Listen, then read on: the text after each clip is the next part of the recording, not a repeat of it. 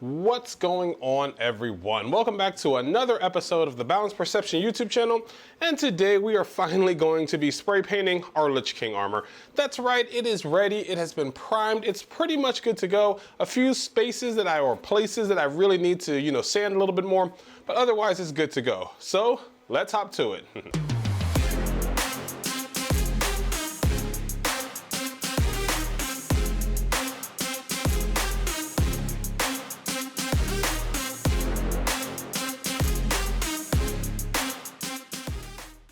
Alright guys, so we are here and we're going to be spray painting, let's see, 1, 2, 3, 4, 5, 6, 7, 8, 9 pieces of armor.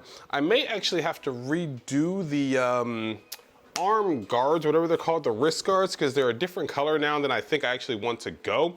We're going to see about that. I'm not 100% sure yet. We'll figure that out midway through. But we are finally ready to get this going. I'm thinking I'm going to be using metallic silver. If not, I'm going to be using dark metal gray, all by Fusion, Krylon Fusion paint. It is a all-in-one paint primer, so it goes on kind of thick, which I do like because it will help fill in a few of the layer lines that I may have missed or didn't fully, sand or prime, whatever. So I do like that. Then we are going to be going over the details of the armor with our airbrusher because, as you guys saw, I got a new one that uses my fingers and my trigger instead of my thumb, and I like that one a lot more. So, without further ado, let's get to it. As you can see, these are the pieces that we're going to be doing. These right here are the wrist guards that I already did. They are in dark metallic gray. And here's the unpainted pieces that we're going to be doing next. So, just a quick before and looking forward to the after. All right, so here we're just basically coating everything in that silver Krylon spray paint that I originally used, and I actually, as you can see right here, decided to not use it anymore and go with the dark metal gray because I didn't like the way that the silver was coming out. And if you are in fact actually using this spray paint, make sure you are at the appropriate distance. I don't know exactly how far it is back, but there is a sweet spot that you cover your prop or whatever you're spray painting and it doesn't drip, it doesn't run, it's just basically the perfect distance. It says it on the can, I can't remember exactly what it was, and it may actually be a few inches back from that, but that's what I would highly recommend doing. Alright guys, so it's been a few days and I have let all of my armor completely dry.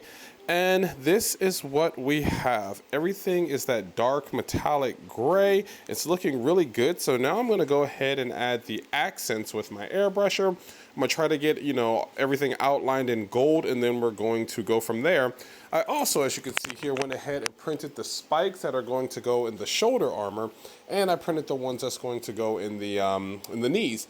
Still got to spray paint this one, but yeah, it's looking really good so far. I'm loving it. So let's move on to the next part, which is airbrushing.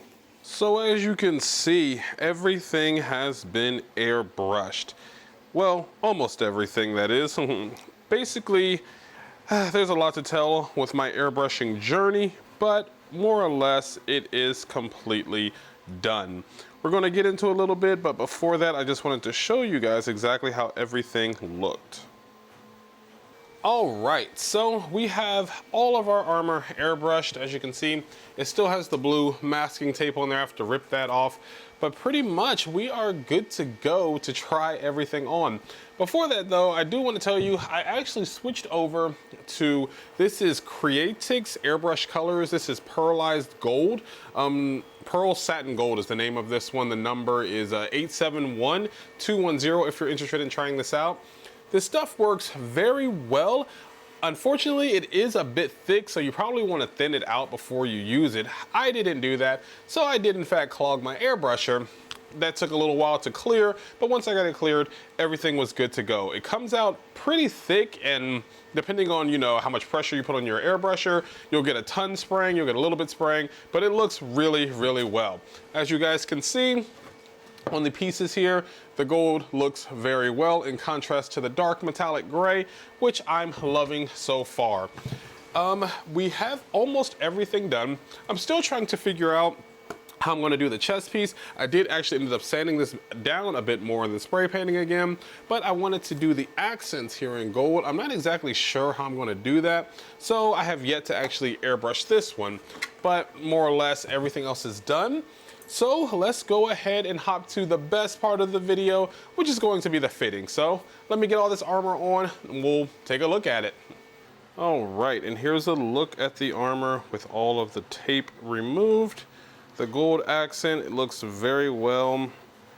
Definitely like the way that it turned out. A few areas maybe to still brush up on, but overall, it looks really, really good. Okay, so after all of our hard work, this is the result. This is what we have so far. I definitely think the gold turned out very well, along with redoing some of the gray, the dark metal gray, but overall looks good. Again, as you guys probably know, in cosplay armor, you don't have a ton of mobility. Raising my hands above my head is definitely out of the question, and we have still a decent way to go in terms of getting everything to align properly. But so far, this is definitely looking really good. I think I'll end up getting an all black, like a runner suit or whatever, and putting Velcro on it. That way, everything will always line up the exact same. Just one of the thoughts I'm having, but so far, pretty decent. Definitely loving the way that it's coming out. No complaints as of yet. We do have to get a new wireless mic because the other one broke, but we have this one for now, so that's what this is dangling on the side. But overall, it still looks really good. I will say that if you guys are creating your own armor, if you are basically doing this armor too, definitely make everything a little bit bigger. This was the very first armor I've ever done, so I did scale it to basically exactly my body measurements, which I do now know you don't want to do. Maybe I give it a, I don't know, half an inch of play. You need a little bit more than that to account for everything. But overall, I think I would redo it if I had the time and make everything a little bit larger. Also, when it comes to connecting everything, I still have to figure all of that out exactly. Again, as I said, might be using Velcro, and I already used that, but using it, I guess, in different ways, gluing it to whatever clothing that I'm basically going to be doing. We still also have to get the chainmail that's going to go beneath here, and we have to do the shoes along with the hands, but pretty much the larger parts are all done. So it's been a pretty long journey so far, actually over a year. Not a year of consistently working on it, but nonetheless a year. Anyways though, I hope you guys have enjoyed this episode. I hope you enjoyed this armor journey. Still more to do. We still have to redo the Lich King sword, which is Frostmourne, but that's for another episode. Anyways though, that's going to pretty much do it for today. Thank you guys so much for checking out this episode, and until next time, stay boundless. See you all. Bye-bye.